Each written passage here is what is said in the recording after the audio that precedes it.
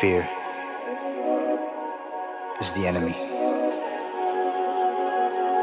Bag City Music Box. Whatever it is that you're going for, man, go hard. And hold on, never give up.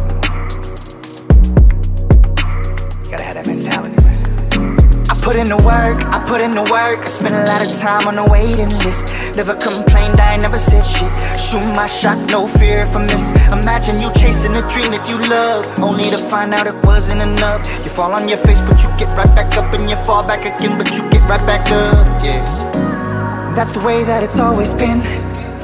Don't nobody care about the grind but you. Nobody putting in the time but you. Make up your mind, who you wanna be. I know who I am, I know what I want. Live by 2 words, mama mentality. And that's word to my mom, word to my pops, word to my little bro. They said make your mistakes, but don't make excuses on why you can't live and learn. On a couple occasions I damn near went broke. I'm chasing this music thing, and I ran out of hope. I threw in the towel, said fuck the hole in the street. I kept on writing and touring. I picked up a job cause I knew it was important. The money I made, I would stash it away just to fund my recordings. And I didn't wanna stop cause I didn't know how. I would lay in my room by myself late at night, and I finally figured it out. I just wanna be the best version of me, make all the music that I wanna make. I don't care what nobody gon' say. You miss all of the shots you don't take. And the answer is no, if you don't ask. If it gets hard, this too shall pass. God is my witness and he got the plan. He got the plan.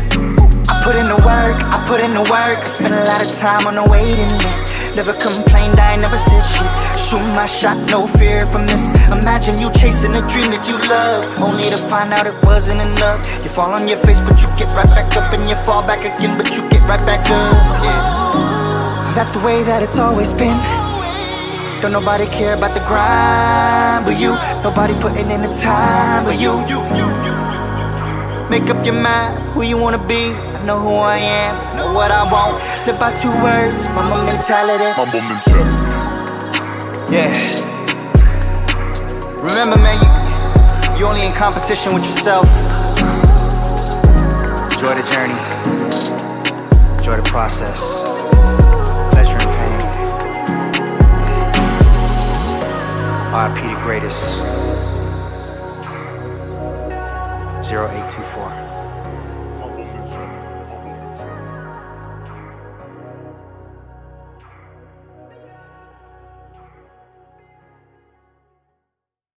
Instagram? Yeah.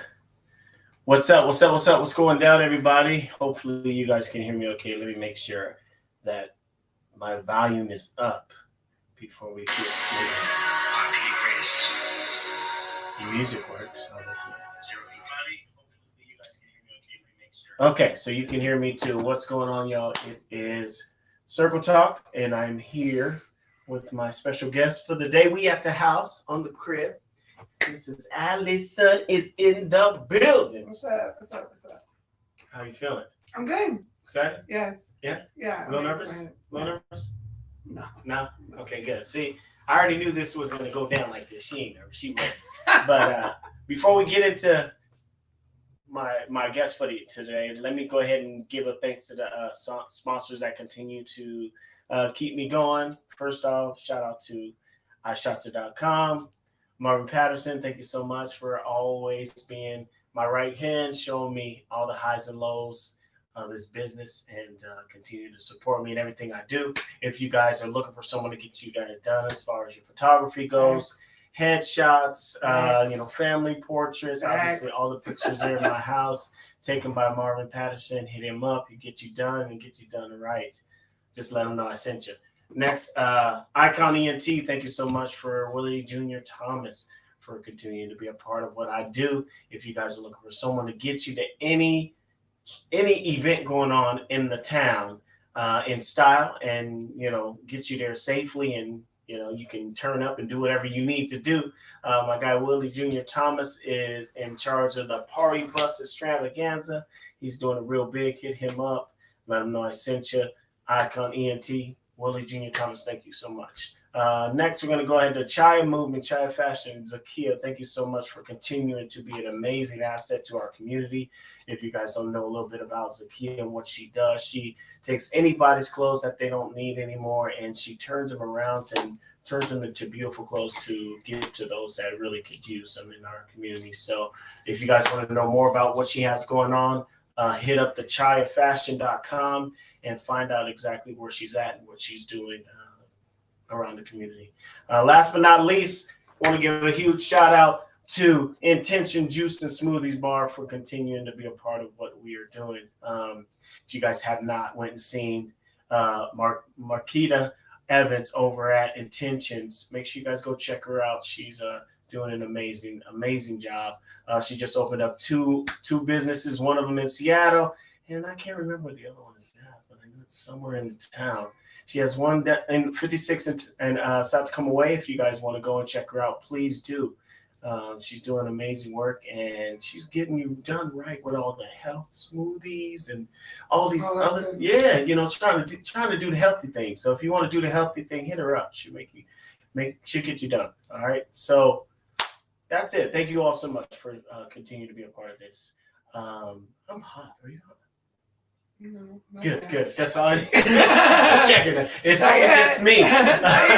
So let's get into it. Let's get into the woman of the hour and learn a little bit about you. So how about this? Tell us a little bit about yourself, like where you're from, born, raised, how your upbringing was. Let's dig in. I'm originally from the Bay Area. Yeah. I'm from San Jose originally. Yeah. So I was born there when my dad was a Coca-Cola truck driver. He was a Teamster. Yeah. And when I was 8, he got hurt. He jacked his shoulder up pretty bad, and he couldn't go back to truck driving. So, because I come from a union family, a proud union family. Okay. And so the union gave him the opportunity to do some retraining, and he ended up in a very different field that then moved us to Southern California. So I went to junior high and high school in Southern California in a city in the desert called Victorville. Yeah. Like an hour from LA or so. But I grew up in very diverse communities. So obviously the Bay Area is very diverse, racially, there's lots of gay folks there. There's everything there. And then Victorville wasn't that far off, honestly. Victorville has a couple of prisons there. Yeah. So when people were locked up for a long time, their families would move up to be closer to them. So there was, all different races of people. And then you weren't far from like LA and, other diverse communities. After high school, the desert wasn't a bad place to be in high school. Yeah. But it was not where I was going to stay the rest of my life. Gotcha. So after high school, my grandparents had gotten divorced when I was in high school. And so my grandma lived in this house in San Jose. And so I moved back there and I went to college there. I started college in San Jose. Missed my family a little bit, moved to Orange County. Yeah. So I went back and forth in California. Then eventually I moved back to the Bay once. I got married for the first time.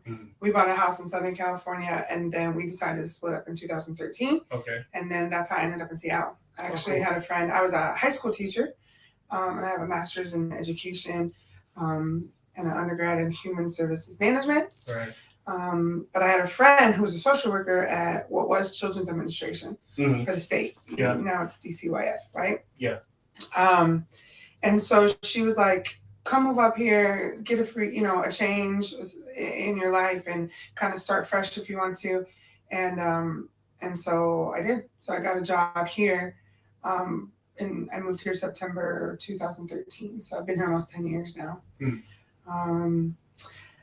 While I was married to my first husband, we had a big house and we were trying to have kids and we weren't successfully having kids. Yeah. So we became foster parents. That's cool. And we fostered teens because we were young. Like he was in his late 20s. I was in my early 30s. And we had a lot of teenagers in our home, which was dope because I taught high school anyways. Yeah, for sure. And the last school I taught at full time was actually a charter school, what they call like a last chance charter school. So it was kids who had been expelled, kids who were on their way, kids who had been incarcerated already.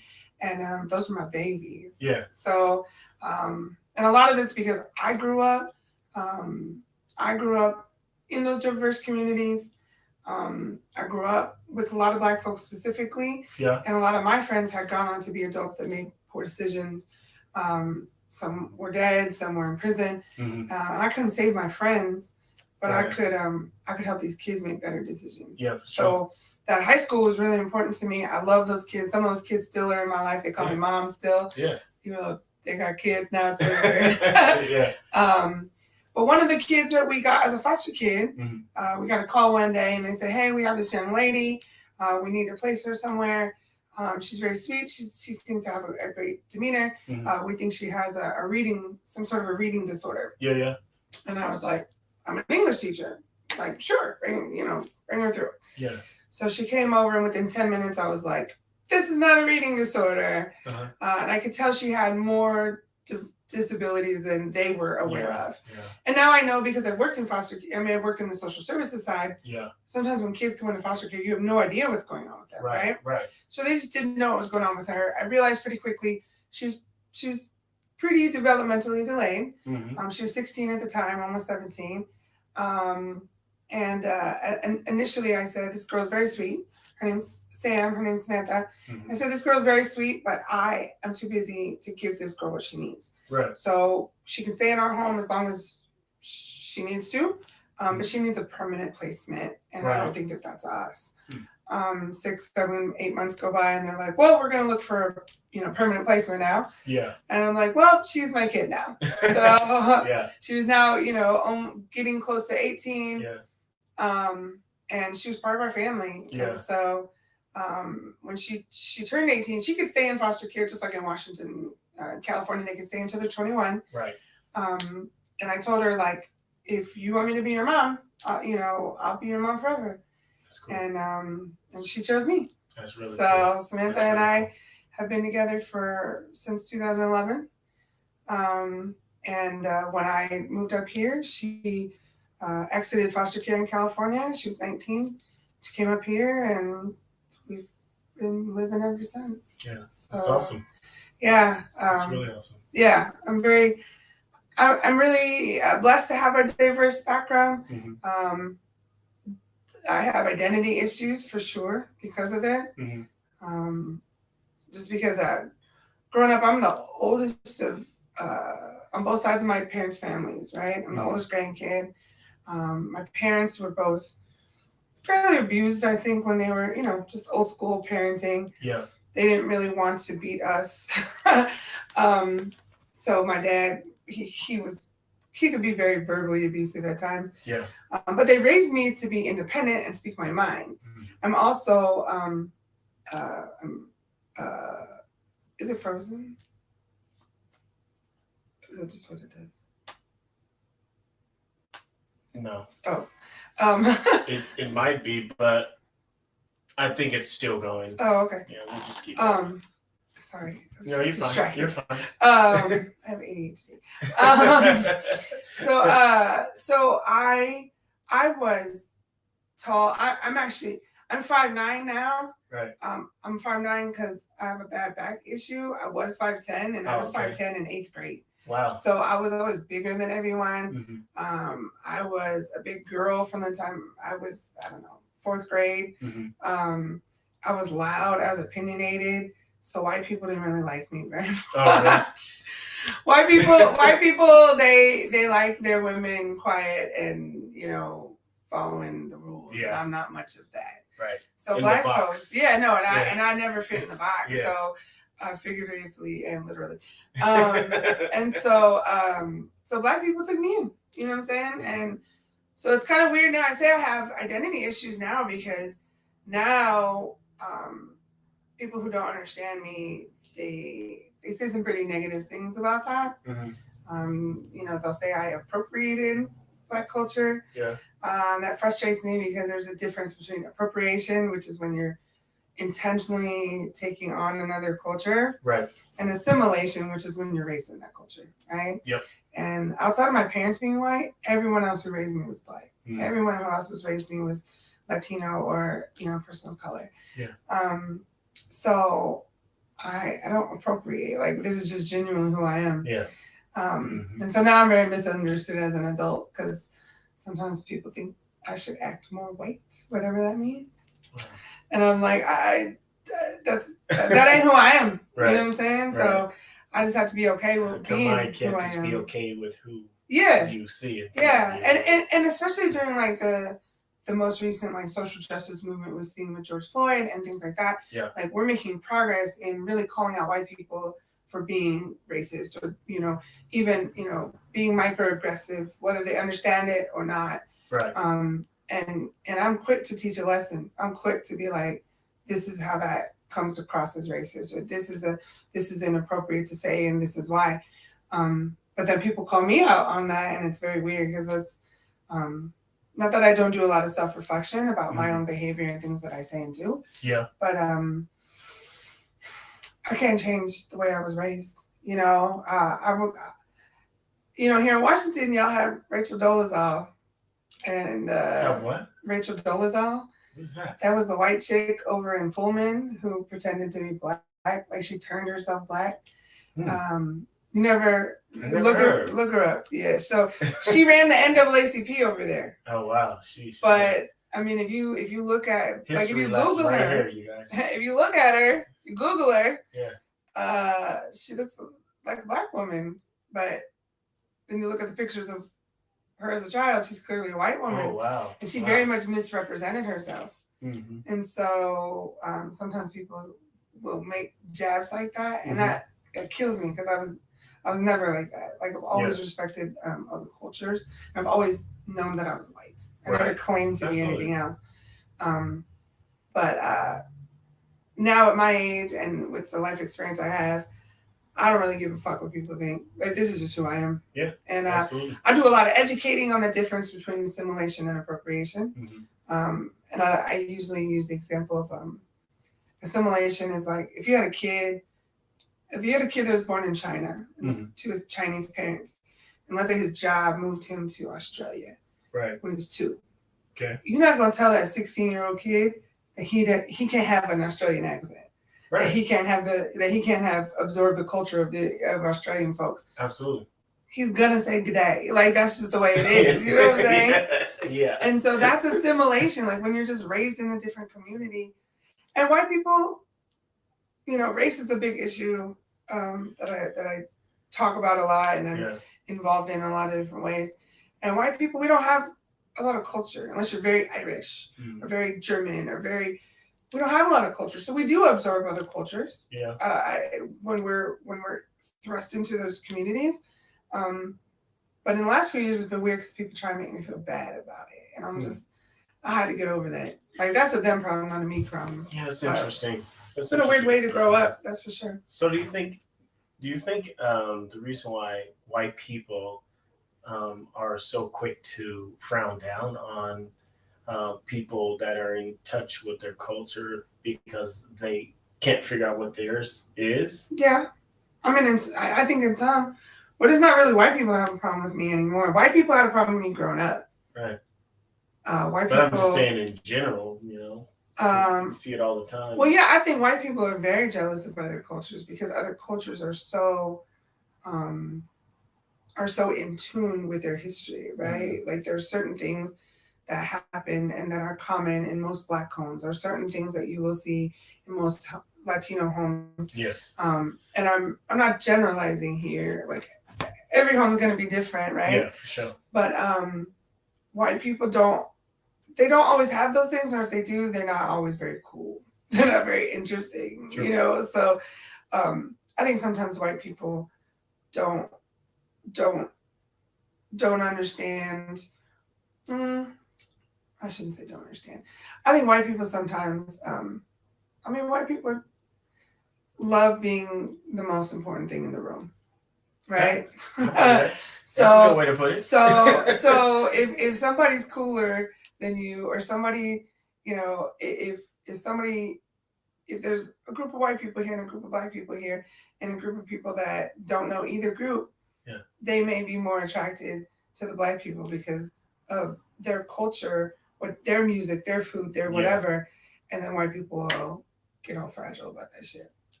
So growing up, I took a lot of shit from white people. They would say I acted black or whatever.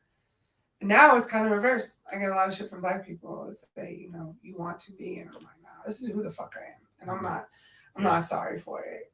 It's so crazy. I had this whole agenda of what we would. Sorry, I know. No, you're fine. You're fine. This is wonderful. This is what I love. This is why it's live. We just go off the fly. But I love how intelligent you are. Like, where did the whole idea of comedy come from? Well, I don't know. Okay, so I attribute it to two things. My dad is the oldest of 8 Catholic kids. Mm-hmm. When my family would get together, they talk shit. Okay. You know what I'm saying? They talk shit, and especially like because my dad was older, he would clown, you know, his brothers and sisters because, you know, my dad was a DJ growing up. Okay. He was a DJ in the 80s in San Francisco, and so he would DJ all their parties, all my younger aunts and uncles' parties and stuff. So they always had great stories to tell. They would always tell jokes. My grandfather was one of 5 boys, and one of those boys had cerebral palsy. Okay. And back then, I mean, you work at where you work. I don't know if we're talking about it, but we back then they would take people with special needs and they would institutionalize them. Right. But my great grandparents didn't do that. They kept my great uncle with them. Right. At one point, he went and lived as a young adult in a nunnery for a few years. But then when he got older, he came and lived with my great grandmother and took care of her because he could drive, and his cerebral palsy didn't affect his motor skills till way later in life. So like he talked. You know, he talked different. So my aunts and uncles would always like mimic him, and all in love, you know? Absolutely. So I grew up in a family that talked a lot of shit. And then when I say I grew up with black folks, I grew up with black dudes. Like I always I always hung out with black dudes. Mm-hmm. I think mostly because I was a big girl and I was very self-conscious. I dressed like a guy. Like I was in baggy jeans and oversized shirts and Jordans and whatever. Mm-hmm. So if as a white woman hanging out in those circles, you had to learn to cap. And young people, cap doesn't mean lie. Cap means talk shit. Y'all have repurposed the word cap, but cap means like I'm gonna be on your head. Like that means talk shit. Or maybe it didn't in the PNW. I don't know. In Cali it does. In Cali means if I'm capping on you, we talking shit. So I learned how to talk shit with the best of them because you had to. Because they was going to clown me for something. We're talking about cap. One moment. Oh, see yes, I guess she has a comment too. Serious, something to say. Yeah, I mean, people from the streets think when you say cap, it's kind of generalizing, you know, shooting somebody. Oh well, it used to mean that too, for sure. But like now, cap means lie, right? No cap means lie to this whatever fucking generation we're on now, Generation Z, or whatever. Who knows? But yeah. So like I used to have to learn how to talk shit because I hung out with dudes, and the girls I hung out with gangsters. So it's like I learned how to talk a lot of shit just to survive. It was a survival technique, right? And not survive in a real way, but like to be able to hold my ground, I had to know how to talk shit. And talking shit becomes roast sessions, and roast sessions are funny, right? Yeah. So I think I always have that in me. I have one little brother biologically, and he's super funny too, just naturally funny. But comedy was never something I thought about doing until way later in life. That's very recent. I said I was a teacher. Yeah. I also ran a tutoring company. I was a regional director of a tutoring company in Southern California. When I moved here, I went into social services. Yeah. But moving here was lonely. Moving to Seattle was lonely because I had one friend, and then she and I kind of had a falling out. So it was just like me and my kid, and so I had to find some other outlets to meet people and to get to know people. Yeah. And so I know this might be controversial, but my first group of friends was actually a group of 49er fans here in Seattle. Because I'm from the Bay. I rep the Niners. Sorry, period. No 49er fans. Period. Sorry, y'all. Y'all know what it is. All right, I'm out. So there's actually a lot of 49er fans here, and there was a few big groups of 49er fans back. I mean, they still exist, but so those are the first groups I started hanging out with. We would watch games at bars and stuff like that. Yeah. And then I actually got I got a little postcard in the mail that says like, you're registered as a Democrat, and we're gonna have the Democratic caucus on this date and this time. And I was like, I don't even know what a caucus is. And I've always paid attention to politics. Yeah. But I didn't know what that was because in California we don't caucus. So I just went to this Democratic thing. Okay. And caucusing is when you, it's complicated, but it's when you determine who's going to be like a representative for, or who you're going to put forth to be elected for certain positions, right? I'll just leave it at that. And I felt like such a part of the democratic process at that point. I was like, oh, this is like hands-on political work. But I'm a fixer. I'm a Libra. I'm a triple Libra. So I look at things really analytically. Mm-hmm. And so the meeting itself, I was like, this is cool, but like this could have been done better. Mm-hmm. But I'm also not one to just criticize. I'm one to speak up. So, and I'm one to say, here's the problems that I see. How can I help be part of the solution? Right. So I started going to my local, I live in the 30th legislative district in Federal Way. And I started going to the meetings, just once a month meetings, and I started learning about politics. And that was very interesting to me. Again, still comedy was nowhere on my mind. Yeah. And then I met another 30th district member, and his name was Jesse Johnson. And he was a young, charismatic young Black man. I mean, young, like 25, right? Yeah. And he was considering a run for city council in Federal Way. Wow. And so we kind of linked. And one day, this is back in 2017, one day he was like, I think I want to run for city council. I need a campaign manager. Would you be my campaign manager? I remember we just had this conversation 2 nights ago, actually, he and I. And I was like, you know, I don't know what the fuck I'm doing. And he's like, well, I don't either. So let's do it. Yeah. I just have a lot of good instincts, you know, and I learned quickly. I learned the questions to ask. I learned quickly who the players are and, you know, who knows what. Mm-hmm. So we ran a campaign, and he became the youngest city council member ever elected in Federal Way. Okay. Only the second Black man to be elected. And then when there was a vacancy on the state legislature in Olympia, mm-hmm. he actually got appointed to be a state legislator. Wow. And then he ran a campaign to continue to be in that seat. And he did that for 3 years total. And then he's actually the face of a lot of those police reform bills that mm-hmm. all the white people were mad at. Yeah. And he also had he had a baby at home. He had a wife at that point who was in medical school. In fact, she graduates next week. Shout out to Jesse and Epiphany. Mm-hmm. And so he's kind of stepped back. He does community engagement for the treasurer's office now. Wow. But I ran that campaign for him. Mm-hmm. And then I eventually became the chair of the 30th legislative district. Nice. And so I did hardcore politics for a good 5 years. But unfortunately, I'm a realist, which means that I'm not afraid to call out my own party. Right. There's a lot of stuff that the Democratic Party, federally and nationally and locally, could do better. There's a lot of things that happen behind the scenes, or things that they get away with, and I'm not afraid to call out my own people. So I kind of got seen as a troublemaker, and I went through some really tough times with the Democrats, and it was hard because I gave blood, sweat, and tears to them. Mm-hmm.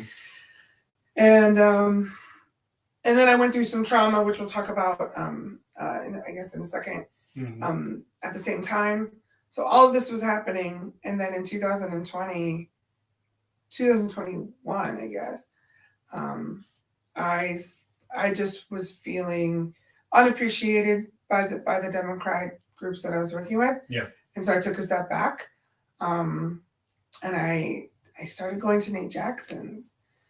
just to watch comedy. I mean, I like comedy. I was never Yeah. a huge fan of comedy, Right. per se, but I started going to Nate Jackson's, and it had been in the back of my mind for a long time that, like, I think I could be funny. Like, I think I could do stand-up comedy. I would like to try it one day. Right. So one night I was actually at a Democrats event, and a bunch of the people at the party, they knew Nate personally, right? They grew up with Nate or whatever. Mm-hmm. So they were like, tell Nate I said, what's up? So I saw Nate in the back of the room, introduced myself, and I said, you know, all these people said, what's up? Mm-hmm. And it was, what, shake my hand? He shook my hand, and the entire time we talked, he shook my hand the whole time. Oh, really? He never let my hand go, and I was like, I don't know what we're doing here. Yeah. And it was so funny. It was like 3 minutes of him shaking my hand and having this whole conversation. Because I said, like, I want to do comedy. Mm-hmm. And where do I start? And he said, start coming to open mic night. And I was like, June 2021? Yeah. And Tuesday, open mic nights, 8:00. They still do it. It's free to the community. And so I started going. I started just taking notes and watching every single Tuesday. And I didn't tell anybody what I was planning. Mm-hmm. I just kept it all to myself and kept it quiet. And then I ended up signing up for a class that he taught. And in September 29th, 2021, my mom happened to be in town. Mm-hmm. I got her to come with me to open mic night. Okay. But I kind of had set it up so I could go up for the first time in front of my mom. And the homie Sween One, big up to Sween One. He was hosting open mic that night. There was 1 million people there, trying to get like what they call hustle spots, which is like just pull out of a bucket. And I was trying to get one too. Right. But Nate knew what I wanted to do, so Nate ended up putting me on the list, so I made sure I got a spot. That's cool. And then Sween called me up. My mom was like, "What are you doing?" And I was like, "Oh, I'm going up tonight." Didn't record myself, anything. It was very special for me and my mom. And that's cool. I did it the first time, and then I went through the class, and I was like, "Oh, I like this." Yeah. I like this a lot. And I felt like I had some potential there, and so that was 20 months ago now. You've been rocking it ever since. I have been. I work hard. And it's interesting though, because once I told people that I was gonna have you on for an interview, they was like, "Oh, she's so funny. She's so effing funny. You gotta check her out." Did you see Did you see the video I did the other night?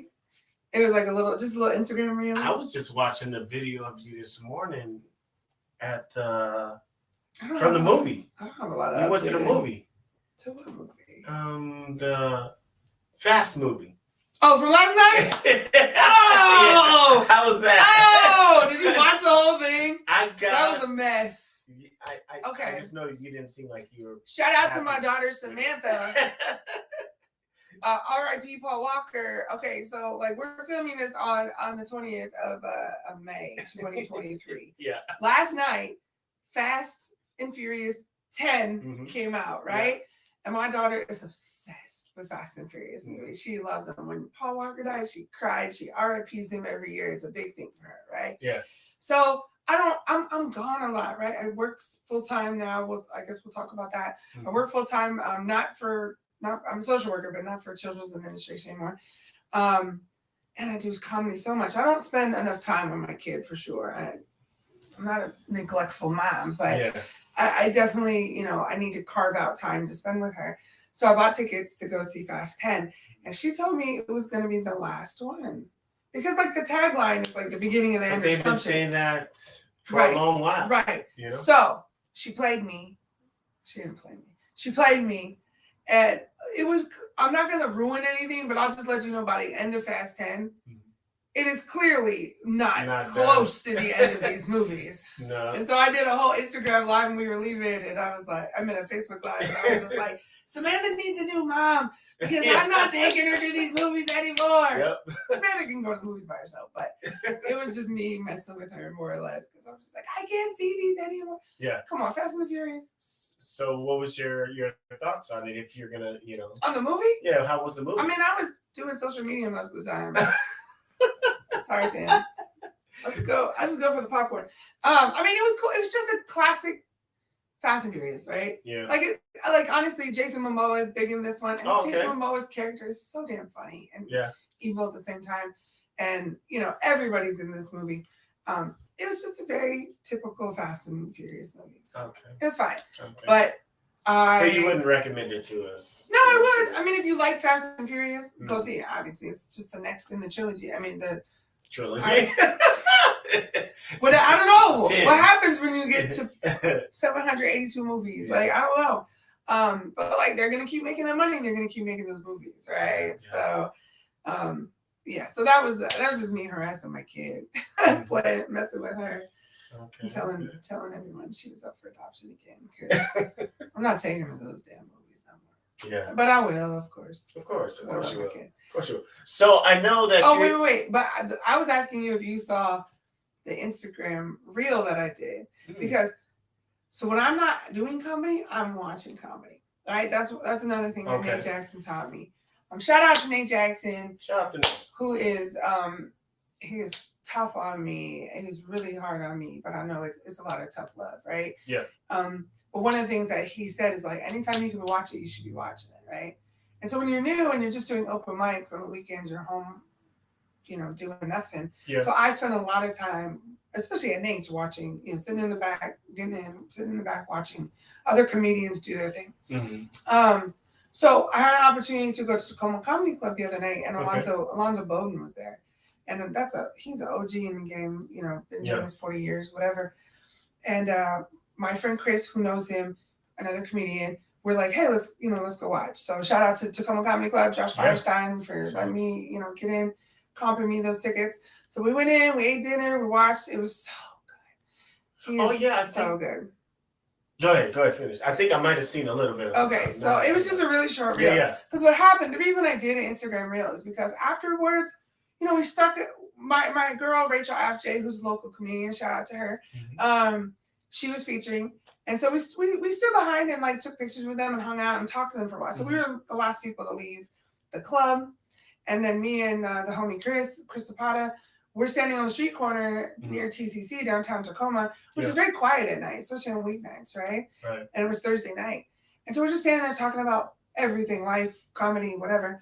And my back is actually to Market Street, which is where the club is. Mm-hmm. And we're just standing there. And all of a sudden there's this huge, like, I don't know, Ford F-350 style truck, right? Big, huge truck. Yeah. And it's like barreling down the street and it's like honking its horn. So of course we turn and this dude leans out the window and goes, I just saw you and Nate Jackson and you were so fucking funny. I see. And that's literally, I looked at Chris and I go, you saw that, right? You heard that when he was talking to me?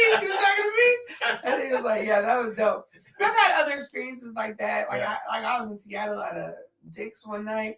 For those who are not from here, Dick's is it's just a fucking place to get burgers. I don't know why they named it that ridiculous name. Right. Anyways, so I'm standing inside Dick's and waiting in line, and I hear, hey girl, hey. What? I'm thinking of somebody trying to holler or whatever, right? Yeah. So I finally turn around and the dude's like, hey, you a comedian, right? And I was like, yeah. Now I'm in Seattle, right? And I do most of my comedy down here in Tacoma or this area. Yeah. And he's like, yeah, I just saw you in Nate Jackson's. You're really funny. And this was months ago. Right. So I don't ever want it to be lost on me when someone does that. I don't want to ever lose that joy. I don't want to ever lose that feeling because I did my first feature weekend at Nate Jackson's, which is a feature weekend is when you're the person that goes right before the headliner. Mm-hmm. It was for a comedian named Shang Forbes. Shout out to Shang, who has also been around for 30 years or whatever. Yeah. And him and Alonzo and Sinbad and Bernie Mac and like that's their class, right? D.L. Hughley. They all grew up together. They were on Comic View together. Yeah, they were on And so Shang used to wear that Kangol. Mm-hmm. That's what he's known for, is that black Kangol he would wear backwards. And I saw him last year at the club as an audience member. Yeah. And this year, Nate booked me to be his feature. That's crazy. So it was my first feature weekend at a club. So it was 5 shows. I had 20 minutes each. I got paid a decent amount for doing it. But your first feature weekend is huge, and for it to be at Nate's is very special for me. Yeah. Because I consider that like my home club. And Shang was amazing to work with. The audiences were fantastic. And I I realize that I look different. You know what I'm saying? I'm tall, I'm big still. Like I've lost tons of weight, but I'm still a big bitch. I'm tattooed everywhere. I have a very specific hairstyle. Yeah. So I'm recognizable. So, but I don't know where that guy came from the other night. Like the show had been over for an hour. Yeah. So it wasn't like he was watching Alonzo and we just all walked out together and he was like, oh, aren't you a comedian too? No, like this was an hour after that show. So I don't know if the dude was in the show. I don't know if he was just in the, like, I don't know where the dude, the dude in the truck, I'm saying. Oh, like, I just don't know where he came from that he saw me, that he said that. And so it was such a special moment for me to be recognized like that because I'm not even 2 years in.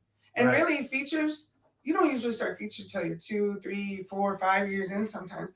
And I know that I'm doing really well for where I'm at, but I have a long ways to go. I watch my tapes. I know I have a joke that has, 4 laughs in it and I should be getting 10, like I know. Yeah. So I know I'm doing great for where I'm at in my career. But I have a long ways to go. Yeah. So for people to remember me, I was talking to Chris, my boy Chris Zapata, who's one of my closest friends. And we were talking about, sometimes it's about the energy you leave. Like I get a lot of compliments about my energy. And so I don't know that they even remember my comedy. They just remember my person.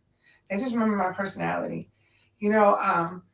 I want to be an urban comic. Like I want to do well in front of Black audiences because that's how I grew up, right? Right. But I also do really well in front of queer folks because I'm queer. I identify as bisexual. I also do really great in front of white soccer moms. Because a lot of the comedy I do is about my kid or about shit like that. So I want to be that a comedian, and that's what everyone comedian should be. Is universal. Is universally appealing. But I'm just old enough.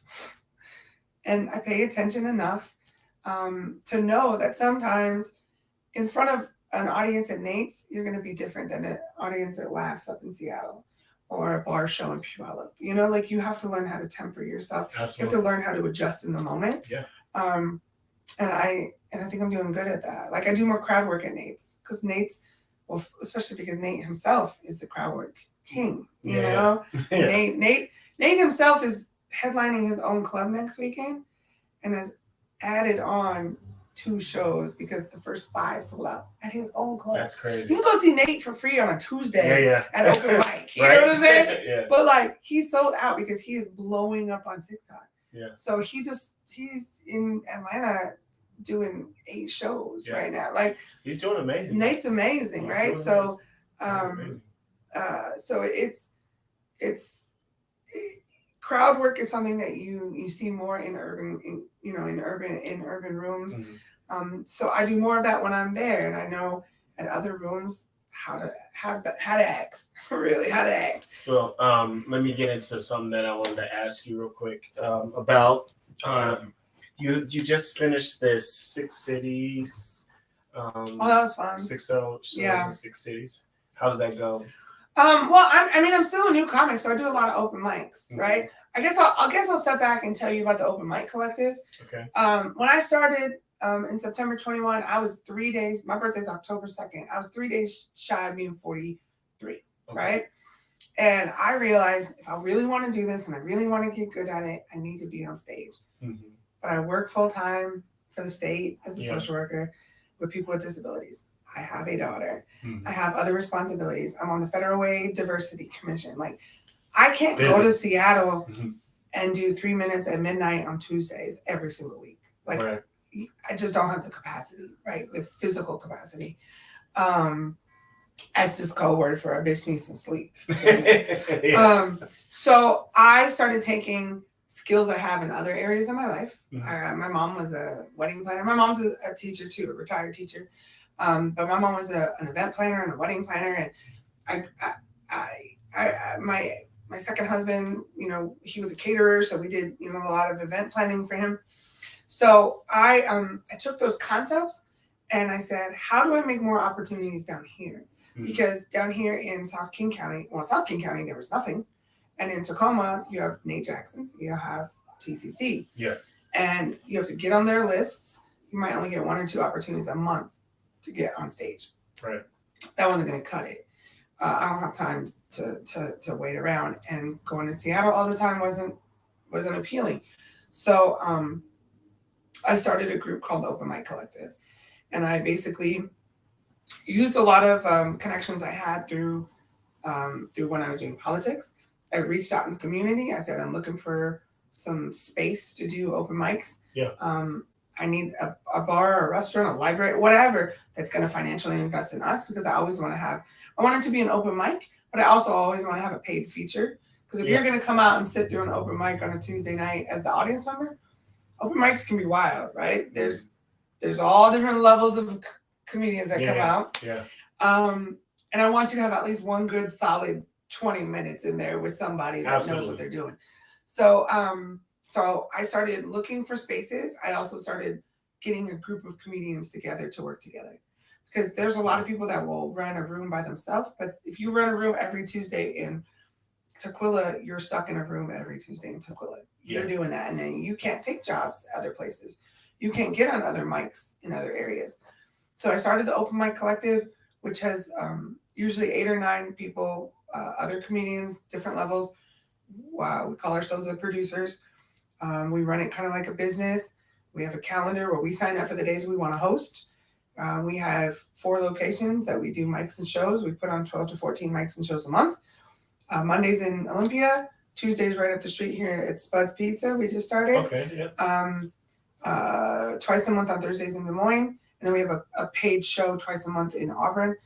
We used to have a Saturday mic, but the bar closed down. We're looking at maybe starting a Saturday mic here in Tacoma at a Mexican restaurant. That just gives people more opportunity to be on stage. Yeah. But that's for the whole community. That's for everybody who wants to sign up. We have a forum you can go on and you sign up for the next month. People get on a lot of stage time that way. But for us as the producers, I'm either producing that night, which means I'm getting 10 minutes at the top as the host, or I can just walk in and I'm going to get time, So like this past week at Spud's, local, homegrown hero, Bo Blast was our feature. I actually had a spot at Nate's too, but I wanted to see Bo. So I went over to see Bo, but of course I'm going to go up. I'm a producer. So I got my own 5 minutes too, right? Yeah. And then I end up watching Bo and then going and getting 5 more minutes over at Nate's. That's how you get better. So I created the Open Mic Collective to give community time. Also, as a host, we get paid ourselves. So I'm making money on those nights. That's cool. And I do a lot of the bookings of the features. So I've gotten to know a lot of amazing comics, and that's just giving me opportunities. So going back to your original question about that 6-night thing, I mean, that's just me trying to market myself, right? So I was hosting an Open Mic Collective event, or show in Mike in Olympia, I think that week, on Monday. Tuesday, I think I was at Nate's or TCC. I don't know, I was somewhere else. And then Wednesday, I was somewhere else. And then Thursday and Friday and Saturday that week, I went down to Portland. And that was my first weekend in Portland. And so I went down to Eugene, and I did Max, which is a little restaurant, that bar show, or it's a bar show, I guess. Shout out to James Blame and James Manning for that opportunity. And I featured in front of Taylor Clark, who was a longtime comedian out of Seattle. He also is the guy who runs the Seattle International Comedy Competition. So I featured for him. I did 20 minutes in front of him. So, he has a lot of pull. He knows a lot of people. Yeah, for sure. That's what I did that Wednesday. The night before that, he had a little showcase show. I'm not going to get into it, but so I was with him on Wednesday in Seattle, and then we were both down in Eugene on Thursday. And then Friday, I went to the Infinity Room, which is a beautiful room in Salem, a beautiful comedy club in Salem. And I featured for Mix Dahlia Bell, who's a trans Black woman. And that was an amazing experience. Shout out to Emma Jonas for that booking. And then Saturday, I did a showcase at a place called Growlers for a guy named Avery. It's a showcase. There was like 6 of us, and we each had 10 minutes. And it's called the Tap That Showcase, and it's every Saturday night, actually. And that was a really great time. So I got to meet a lot of Portland comics, and so that 6 days. I mean, there are lots of days where I do comedy every single every single night of the week. But this particular week was really special because that was my first time in Portland by myself. I've been in Portland one other time, Portland adjacent, city next to Portland, but that was in a group. And this is my first, like, my own bookings, and I featured twice out of those 3 nights. And it was awesome. At the Tap That Showcase on Saturday, I had 3 sets of friends come out. One of my friends from that I've known since we were in junior high, he and his wife live in Portland. We met up for dinner, and then they came to the show. One of my coworkers that lives down in Vancouver, she came with her husband. And then a friend I met through another comedian, he lives in Portland now, and he and his neighbor came. Nice. So it was just an amazing 6 days. I haven't even had a chance to post about it because I've been so busy. The week prior to that, I was at Jazz Bones with the Ethan Tucker Band and Sean the Shaman. Shout out to them for that. It was like a mixed music thing where I don't know if you're familiar with Ethan Tucker. I think I've heard of him. He's a singer out of Olympia, and he's special. I can't even express it. He's got songs on movies now and in TV shows and stuff, and Ethan is a very special entertainer. And then Sean the Shaman is a local DJ here. He's paired up with this group called the Pungent Sound, and so it's Sean the Shaman, the Pungent Sound. They just started out. That was their first gig together. And then there was a group from Hawaii called the Shore Break. And then myself and another comedian, Lynette Manning. Like, I hosted the night. It was a 420 show, right? So it was wild, but it was super fun. So that was 420, and then I went on that, like, mini tour thing, and I mean, a lot of that was marketing. The 6 nights in 6 cities things. That was just me realizing I'm going to be in 6 different places this week, and like putting myself out there. Because marketing is such a big part of what we do as comedians, any entertainers. But if you're not putting yourself out there, oh my gosh, no one's going to know where you're at. That's really cool, though. Really, really cool. I just was thinking about that because I was going to use it before, and you was like, no, don't use that. And so I just wanted to bring it out. I said don't use it because it's just one moment of time. Yeah. Like, that is something that you thought, like, oh, this is really cool. But for me, that's just a week. And I don't say that in, like, it just took away. That's just me choosing to market that week that way. Right. Makes sense. And it was fun. It was fun to do. So we've been going for almost an hour.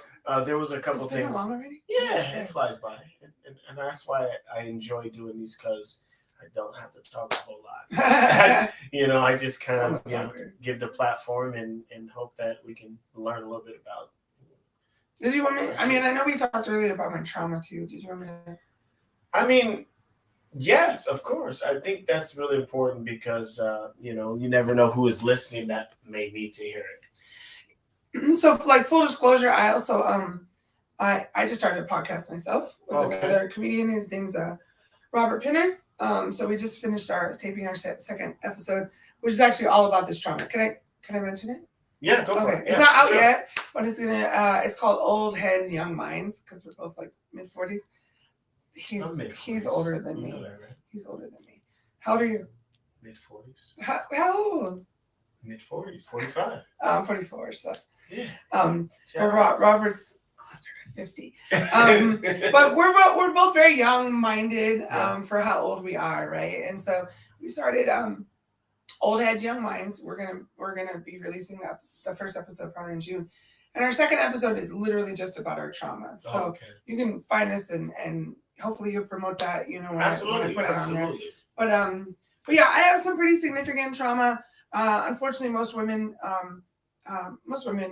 in the country have been sexually abused at some point in their life, and I was date raped at 19, which just feels like normal. Like, it feels like every girl goes through some version of that, which is sad. And then I've been in some abusive relationships, things like that. But the most significant thing is when I moved here, again in 2013, got divorced from my first husband. We just had grown apart. And then in 2017, I met somebody. I met a man, and we just fell in love. It was kind of almost a love at first sight. And he was very supportive of what I was doing, and I was very supportive of what he was doing. And he had a baby, and I helped him go through court to get a shared custody agreement, and we got married. He adopted my daughter so she could have our last name. But he was bipolar. He's bipolar and using drugs instead of meds. And it's a much longer story, but essentially I tried to get him to identify that he had bipolar disorder, and he denied that there was a mental health issue, which is very common for people with mental health issues. Yes. And so I went through a lot with him, and in October 2018, he had a psychotic break. There's a trigger warning. You should probably put a trigger warning at the beginning of this. Well, it's too late now. Slide. Trigger warning on this part. But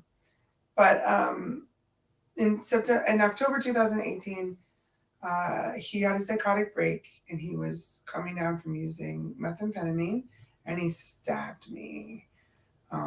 He stabbed me 9 times. Wow.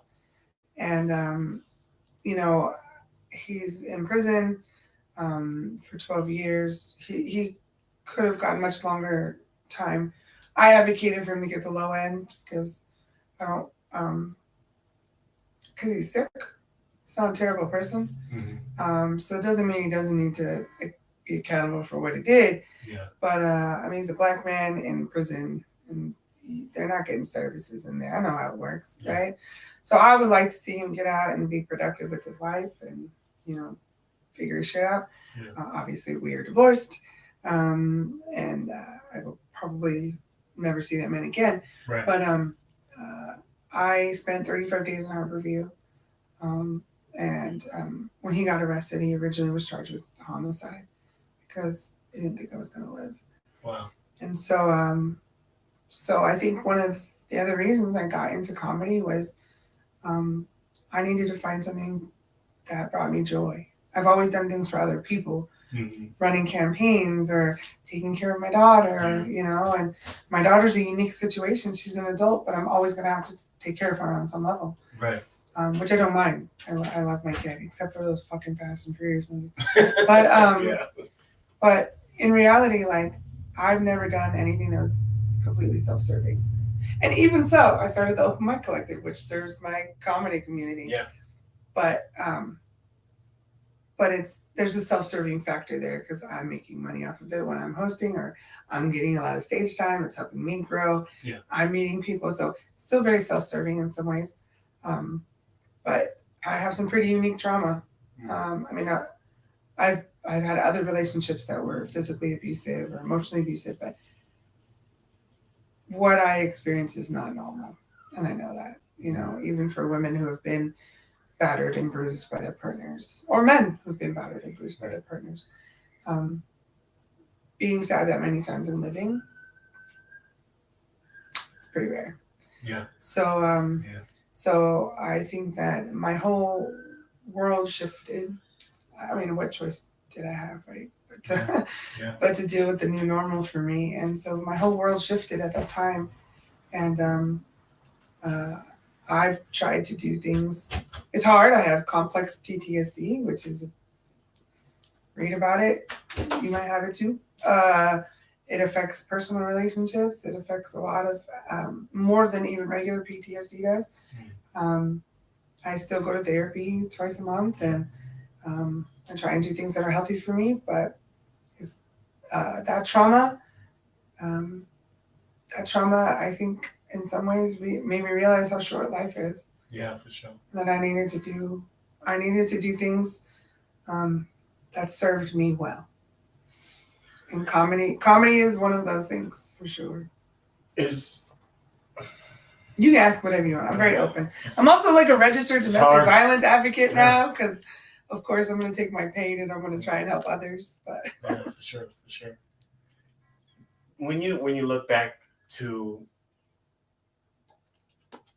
your guys' journey, when you say your guys, you and your second husband, husband's journey, was there at any point any signs that could have prevented this from happening that you've seen? I mean, I knew it started off as he would like disappear for the weekend and come back having binge drinking. Mm-hmm. And then he came home once and he was clearly it wasn't alcohol. That was clearly something else. Yeah. But I'm a social worker, and I desperately loved this man. He was a very good man.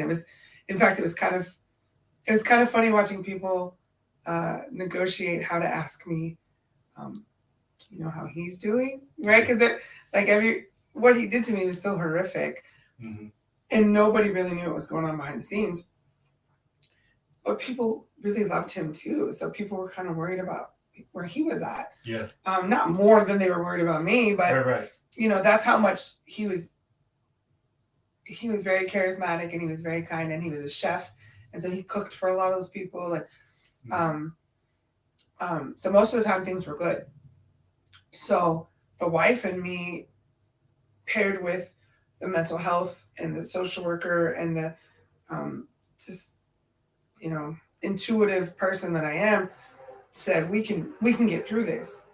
And so there were instances where he would come home coming off of meth, and I had developed techniques to get him out of the house. We would drive around until he would start to fall asleep, so that way he didn't, my daughter kind of knew what was going on, but I didn't want her affected by his paranoia and shit that people on meth, go through. Yeah.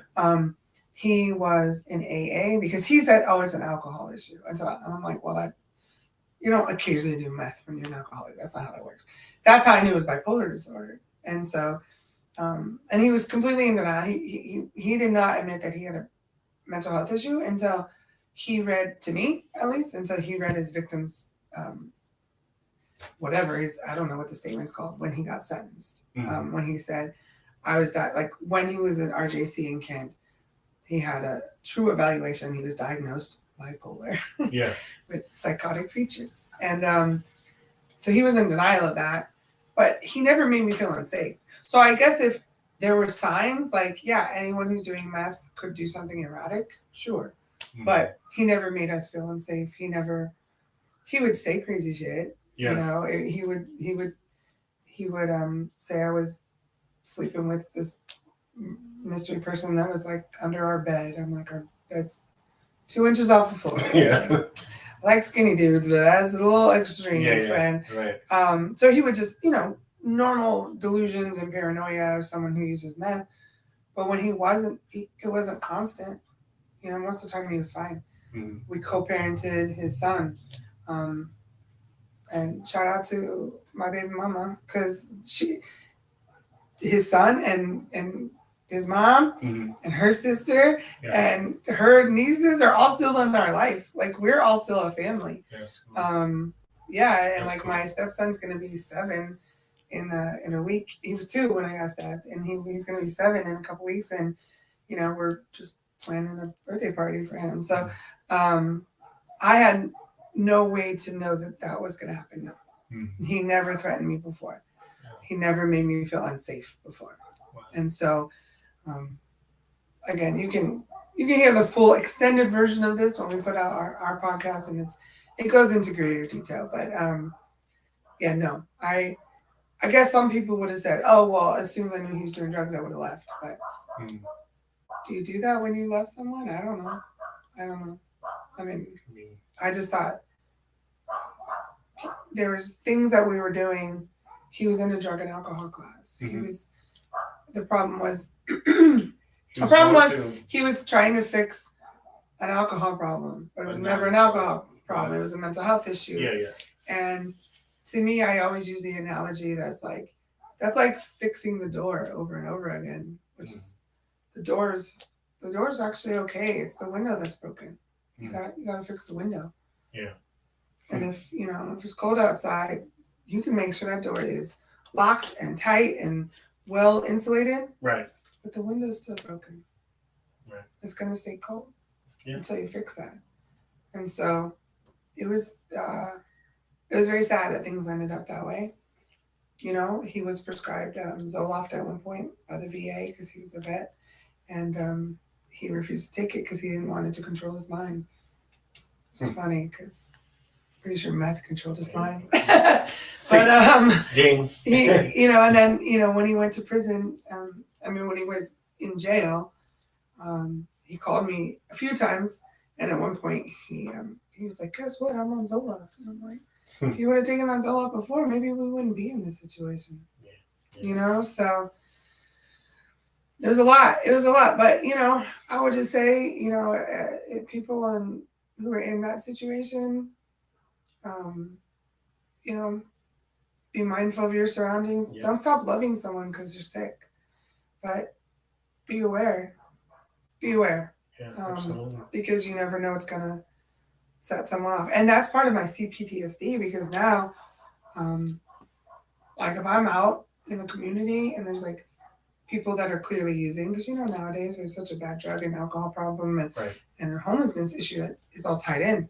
Absolutely. So if I'm like walking down the street downtown Tacoma, let's say, around TCC, because there's a church there, so you see a lot of homelessness around that area, and if I see someone who's clearly on meth, it makes me a little bit more aware than before, because I'm like, I could walk by that person who's talking to themselves and in their own head, and it could be totally fine, but I could walk by that person and they could attack me. And that came from the PTSD. That came from experiencing what I experienced. I would have never thought that before. Right. And then sometimes I feel guilty because I feel that way. And I'm like, they're just going through their own shit and they probably won't. Most people don't do that. And he never did it before. Yeah. But yeah, that's what happened. Steve. Yeah, it was you know, 0 out of 10. Do not recommend getting stabbed 9 times. But you know, I'm not religious at all, but I am spiritual, and I believe that the universe is intentional. There's some moments where I'm like, okay, universe, what the fuck? But at the same time, maybe I would have continued to take some of the abuse I was taking within the Democratic Party. Maybe I would have never tried comedy. Maybe I would have, you know, maybe I wouldn't have.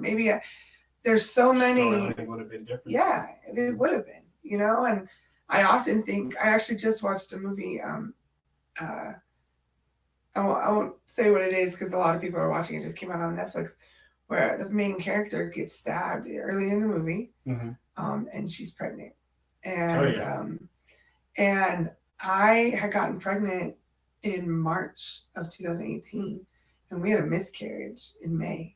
And if I wouldn't have had that miscarriage, I would have been 7 months pregnant when he stabbed me. Wow. Now, maybe he wouldn't have stabbed me. Like, who knows, right? Yeah. Who knows what timeline would have been different in the multiverse, right? But I just have to believe that everything happens for a reason. Absolutely. And that the path we're on is the path we're supposed to be on. Even when we're like, what fucking path is this? Where are we going? Yeah. What is this? Yeah. You know? But, you know, I still do a lot of community work. Yeah. I do a lot of union work. You know, we're both. Oh, yeah. I'm a state employee. He's a state employee, right? Like, I do a lot of stuff for our union, which is shout out to Washington State Federation employees. And I am unabashedly myself all the time, but I'm also more okay with being myself. I don't care what people think about it. I am incredibly intelligent. I'm incredibly articulate. I know all these things about myself, but I've never owned them until recently, and really just said, no, I'm unfuckwittable. Like, don't come for me, because I've always had self-esteem issues that stem from being verbally abused by my dad. You know, like all of those things have added up to being who I am. But going through this trauma and the things that have happened in the last 4.5 years, starting comedy in the last 2 years, all of this, I mean, I've never had much of an ego, and now I have more of an ego, but I'm okay with it. Yeah. Honestly, because I'm like, I deserve to shine, and I deserve to not be made to feel small because I'm challenging you and you don't like it. Right. You know, I hear a lot of times people don't like what I have to say, so they bitch about how I say it because I'm very direct, you know? I'm the friend that if you ask me if you look fat in that dress, I'm gonna be like, bitch, I'm mean, you kind of do. You know what I'm saying? You know, like that color doesn't look good. I might not offer that opinion to someone. I might not be direct without being asked. Like I try not to be overly critical, although I'm sure I am in some spaces. But if I'm in a position where my input is part of that position or it's requested, I'm gonna give you my input, and I'm not gonna feel sorry for it anymore. And all of that empowerment and all of that has always been under the surface, but I've always made myself smaller, because one of the things that my dad used to do, and I love my dad, he's been gone for almost 12 years now. Yeah. But one of the things that my dad used to do he would say to me, like, no one's gonna like you because you have attitude, or, no one's gonna like you because you act like that. But it's like, you raised me to be this person. So it's like they raised me to be young and independent, but then it was a bad thing. And so I've always been conflicted. I can't stop being who I am, but now I'm stopping being made to feel sorry for being made to feel bad for who I am. Now I'm kind of like, hey, you don't like me, you don't like me. Yeah. That's probably a you problem. Doesn't mean I don't self-reflect. I do a ton of self-reflection, and I'm unafraid to be accountable, because I believe that accountability is key to growth. So if I fuck up and I realize that I fucked up, I'll apologize, or I'll explain. I'll say, I'm sorry I hurt your feelings. Yeah. This is why I said what I said, or whatever. But there's a lot of people that gaslight you. They don't want to hear what you have to say, so they bitch about the way you said it, or they bitch about something extraneous, and it's like, nah, you just didn't like the fact that I was right. So you can fuck off. Speak on it. You know what I'm saying? And I used to try and be made. I'm always made. People try and make me feel smaller and want to put me in that box. Yes. I'm not living in a box anymore. No. Absolutely. So this is what I was thinking. Do anybody ever call you Allie? Well, on Instagram, my Instagram, like, my comedy name is Allie Real Funny AF. Yeah. That stands for Allison Fine, but as fuck, whatever. So Allie Real Funny AF is my Instagram name. The only people that really call me Allie are my brother, my mom, and my best friend. Yeah, like my brothers call me Day. They don't call me Day. Right, yeah. My family calls me that. And it's funny because I forget that my Instagram name is that. Yeah.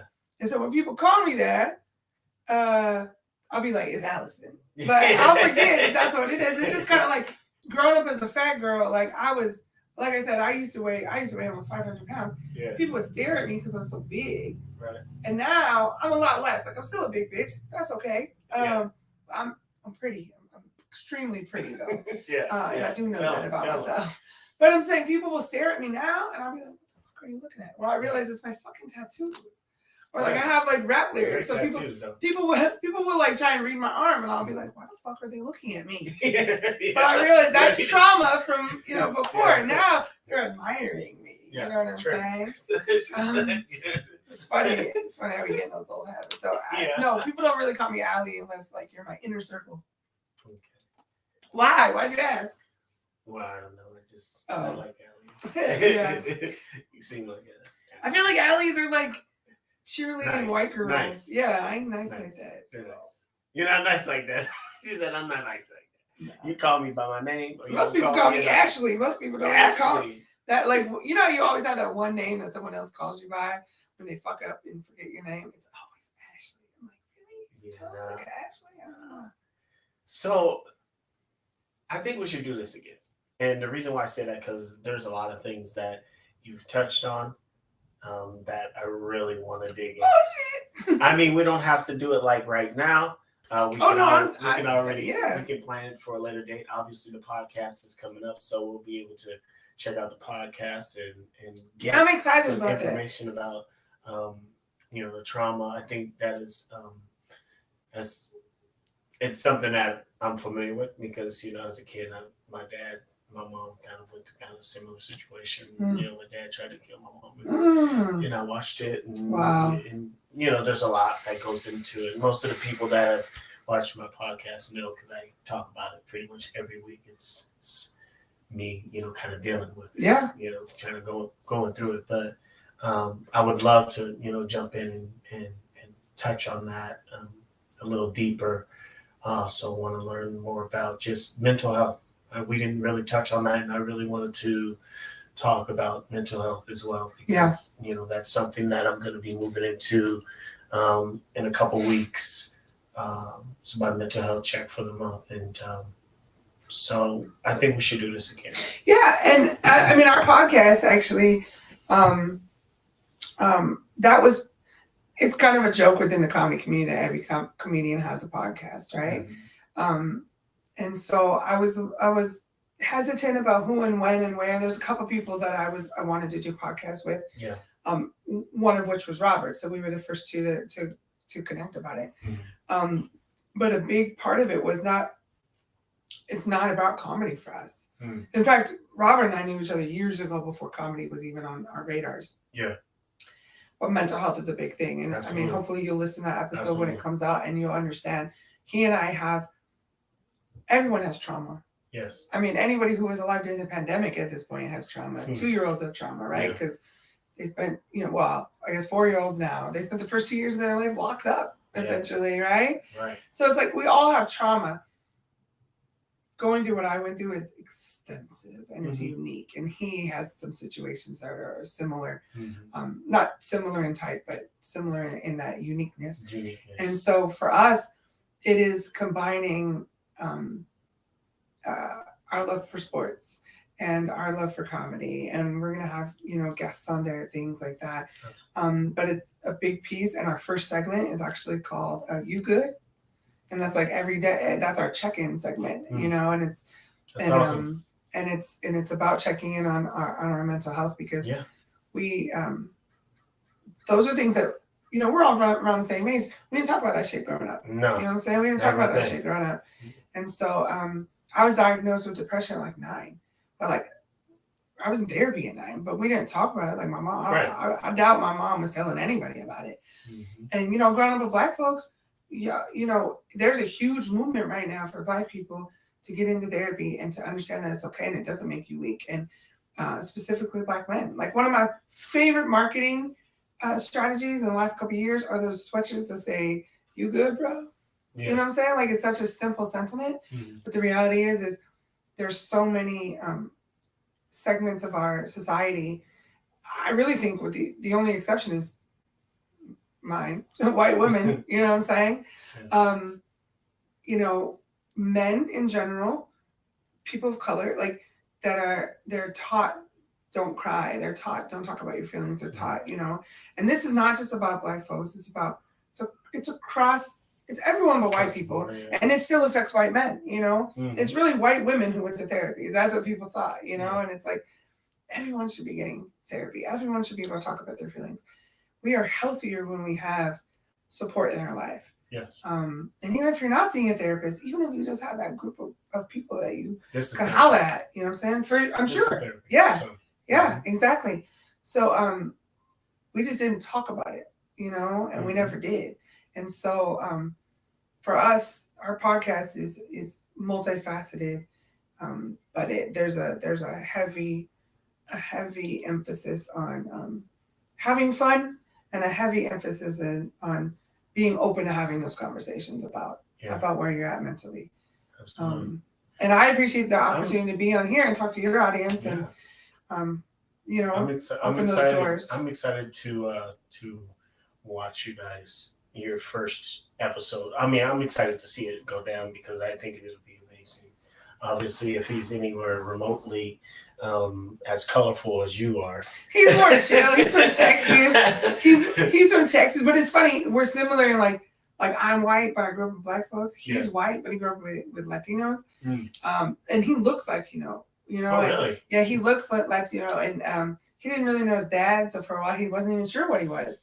And so we talk a lot about assimilation and growing up in other cultures. And in fact, we want to do a whole episode with some other people that have lived experience like us.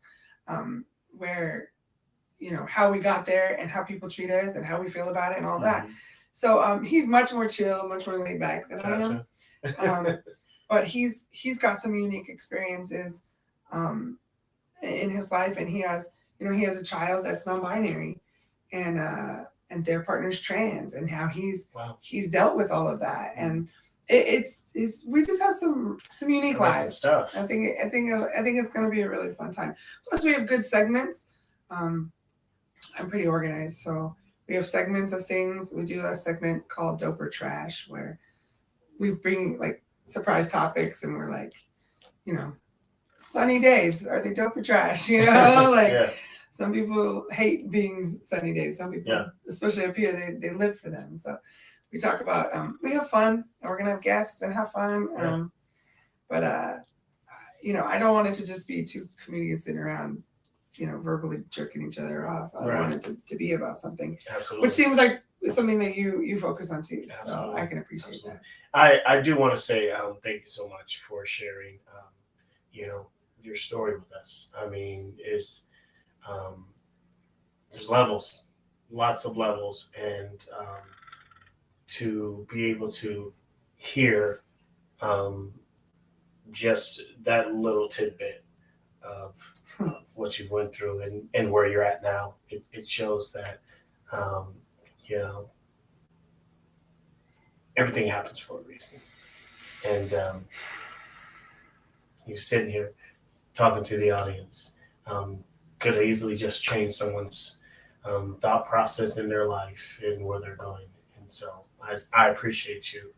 I'm sure everyone else that's listening appreciates you for sharing as well. So, I appreciate you. I definitely want to do it again. I would definitely come back. I really feel like we should, have a part 2 and just get in on that mental health, because I think it's extremely important to share, and it's never enough. I mean, it's not talked about enough, and so I would love your thoughts on it.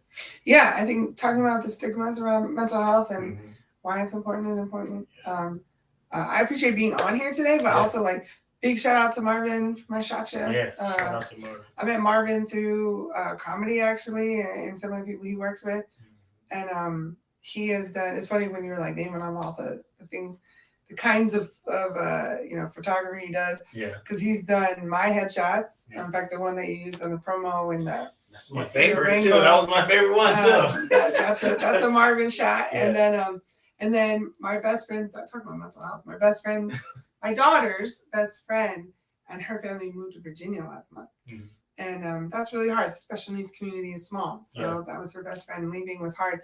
So me and Sam and her best friend and her mom, we did like family photos. That's cool. And Marvin did those, and that was really awesome. I haven't even posted those yet, honestly. Really cool. Just because I've been so damn busy. But shout out to Marvin for my shot. Marvin is just such a good human, and he's very humble. He's probably sitting in his car right now watching. So thank you again, Marvin, for always. Well, it's funny because I try to be really thoughtful about people, and like whenever I'm with Marvin at events, I'll take pictures of him taking pictures, which I know makes him uncomfortable.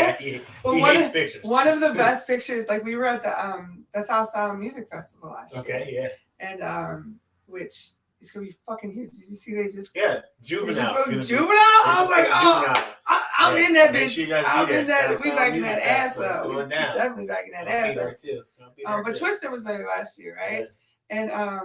And Marvin had this like stool, and he was standing up on this stool, and he was taking. And it was like the sun was just going down, and I got some amazing shots. So even though he was like, "Oh, I hate when people take pictures," he used one of those shots for a long time on his Facebook because it was a great shot. I took him an iPhone 14 too. In fact, it was like 13 back then.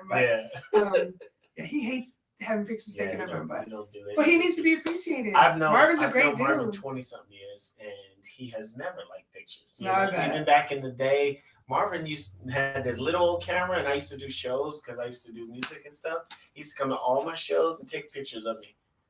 Before he even became my shotgun, just taking pictures of me and always supporting me, always been a great good friend. He's a really great always human. Been a good friend. Shout out to him. Yeah, shout out to him for connecting us for sure. But what we're gonna do, we're gonna close up shop because I know you have something you're doing tonight, right? I am. At 5:00. I'm meeting a comedian named Chase Myers, and we are driving to Port Townsend, which is 2 hours away from here, and we're going to a place called the Manresa Castle.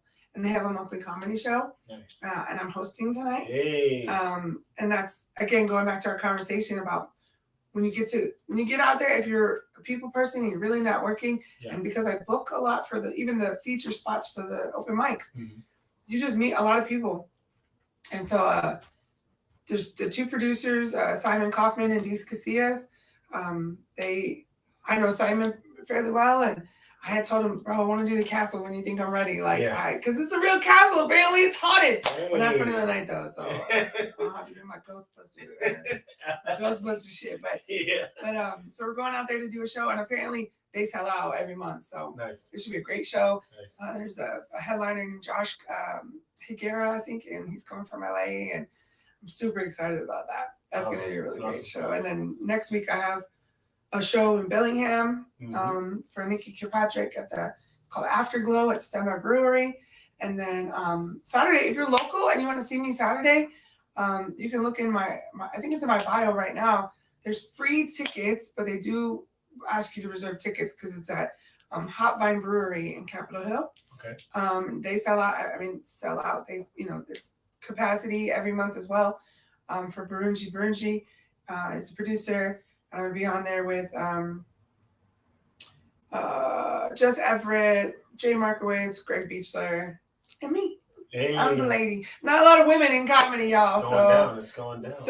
So that's next Saturday. So if you want to come see me locally, follow my Instagram. I mean, I'm sure you've tagged it already. We're gonna go ahead and drop it to them one more time. Just shoot the Insta.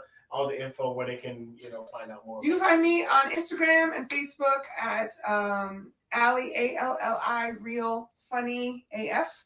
You can follow me both on there. You can also follow Open Mic Collective PNW. We actually do promo posters for all of our events, even though they're open mics. We like to make comics feel special, so we make promo posters so their names are on them. Follow us there. We are, this Monday, I'm going to be in Olympia at Hannah's at 7 o'clock hosting the open mic. We do Tuesdays at Spuds here in Tacoma. All the information's on there. My email address, allierealfunnyaf@gmail.com. I do private shows. I also can book private shows. So if you have an event coming up and you need someone to book a few good comics, me plus better comics, I could definitely do that too. I do barbecues for plates, like whatever. That's awesome. As long as your mac and cheese ain't crap, you feel me? I mean, I can bring the mac and cheese. And I'm an amazing space partner, is what I'm saying. So holla at me. Holla at me. Appreciate you so much again for doing this. Yeah, thank you. It's been great. So next week, you guys, if you guys have time, next week we'll be here next Saturday with Lene Reed. She is a poet and author. She's got a couple books out, and she's going to come and share a little bit of knowledge on, her insight on the world. She's a worldly woman that likes to. That's dope. Yeah, like really, get in there and talk about the that's dope. Astrology. She's bringing crystals. Yeah, she's going all in on us. So, she's going to tell me about my life and where I'm going. She's going to read my hand. Oh, really? She's palm reader and all that. I'm not even lying. Next week, palm reading. Lene Reed will be in the building. That's you dope. Guys tune in. So, on behalf of the Circle, we thank you guys for watching. We will see you guys next week. Thank you again. Yeah, thank you. All right. It's been great. See you guys later. Peace.